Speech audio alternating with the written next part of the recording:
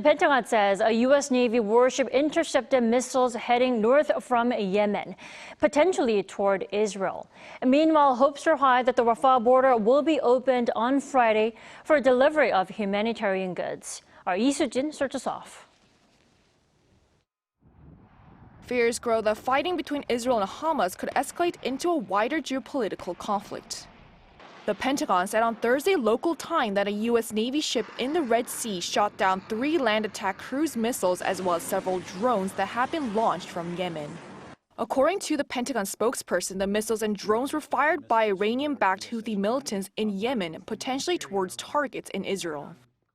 Information about these engagements is still being processed. We cannot say for certain what these missiles and drones were targeting, but they were launched from Yemen, heading north along the Red Sea, potentially towards targets in Israel. AFP News reported on Thursday local time that the Rafah border crossing, currently the only route for aid to enter Gaza from outside of Israel, will be opened from the Egyptian side to deliver humanitarian aid on Friday morning. The exact time for the opening, however, has not been specified. More than 150 trucks with food, water, and fuel are waiting at the border crossing. Meanwhile, Israeli Defense Minister Yoav Gallant alluded to a ground assault in the near future. He told troops gathered at the Gaza border on Thursday that while they're looking at Gaza from afar, an order will soon come that will allow them to see the Palestinian enclave from the inside.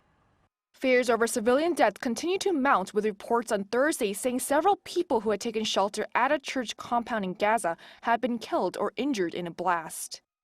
Since the Hamas militant attack on Israel on October 7, the number of deaths in the conflict has reportedly reached over 5,000. The Palestinian Health Ministry based in Gaza reported that Israel's retaliation to the Hamas attack has left at least 3,785 Palestinians dead in Gaza, of which around a quarter were children. While the UN Office for the Coordination of Human Affairs said the death toll in Israel stood at 1,400 as of Thursday.